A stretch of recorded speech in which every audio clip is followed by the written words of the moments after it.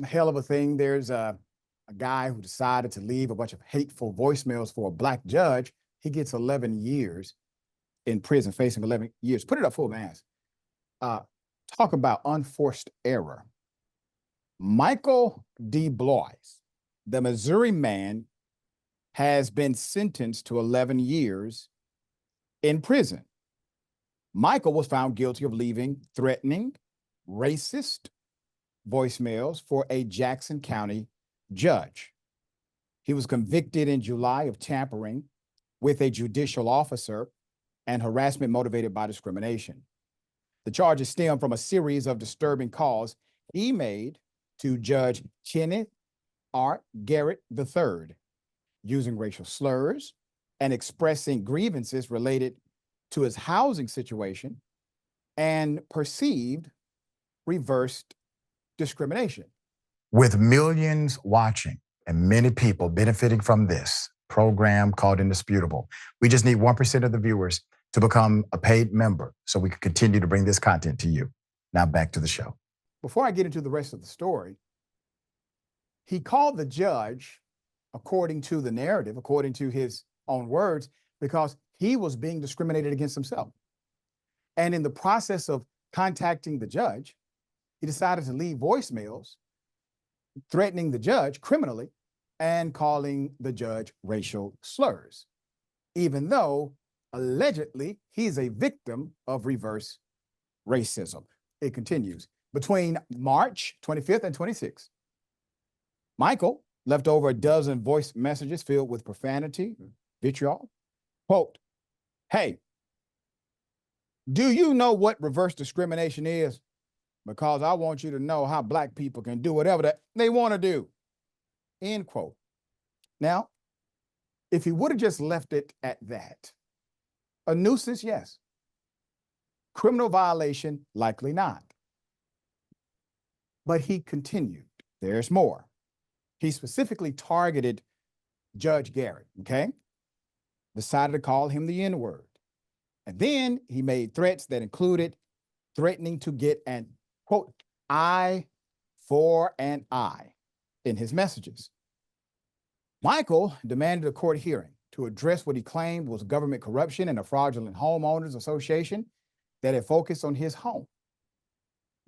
Quote, "I highly recommend somebody in the staff at the honorable judge, and name redacted, get their heads out of their effing A and explain to me in effing English why I can't get an effing hearing to expose the government corruption and fraudulent homeowners association that he foreclosed my home for," Michael reportedly said. Despite the hateful content of his messages, Michael had no effort to conceal his identity, leaving his full name and phone number. Sir, I don't see what the issue is here. You requested a hearing and they gave you one. You got 11 years after it, but you got your hearing.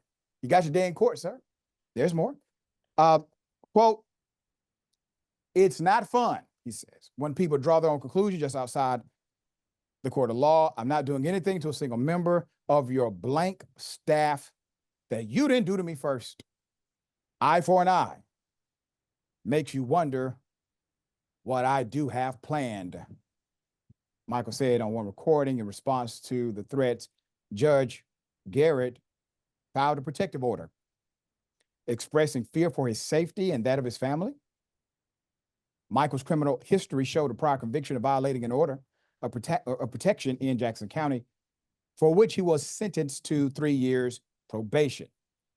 This history of harassment, combined with the explicit threats in the recent voicemails, led to the severe charges against him. So during the trial, which, by the way, was his requested day in court, it was revealed that Michael had not only used racial slurs, but also threatened to follow court staff home, claiming he had been stalking the courthouse for 2 weeks. These actions were seen as direct attempts to intimidate and coerce the judicial system, undermining rule of law.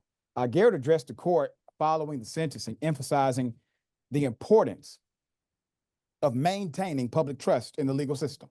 Quote, "Without confidence in our system of government, our republic will fail and chaos will ensue," the judge said. Threats to public servants should not be tolerated as they undermine and stifle government action. Garrett said. Garrett highlighted the need for citizens to express their grievances through legal channels rather than resorting to threats and violence, which he would have been a judge in Trump's case.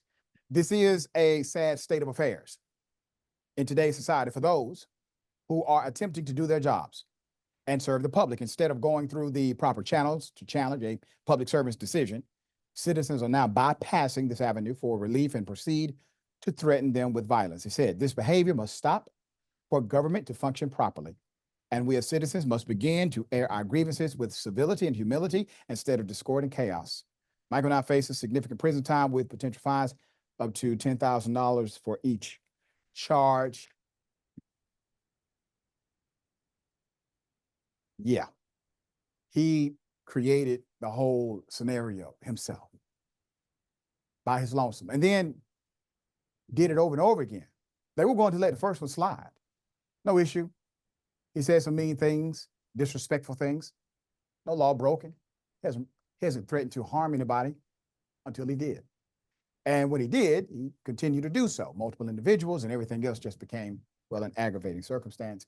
But this is how you deal with individuals who decide that they are not only above the law, but somehow they are the lawgiver, even at the point of contact. He could have easily said, I'm sorry. I was having a bad night, a few bad nights.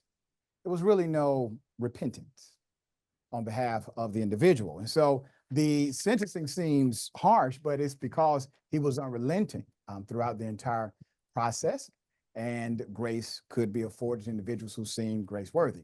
All right, Sharon, thoughts here. Boy, so many.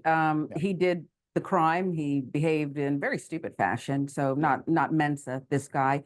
But I have issues with it because, Dr. Richey, the former president of the United States is not held accountable when he thinks he's above the law. So why wouldn't this dumbed down version, I guess, be entitled to a pass too? It's not like he broke into the Capitol or anything and defecated everywhere and threatened public officials. So, you know, yeah, he threatened the judge, but it's a little difficult when you want to meter out justice here. Yeah. But we have this guy who's a continuing threat. I think he'll be at a debate soon. He's free. Yeah, and here's the thing. My sources tell me that Trump's surrogates are looking at him for a cabinet position in the future. All right.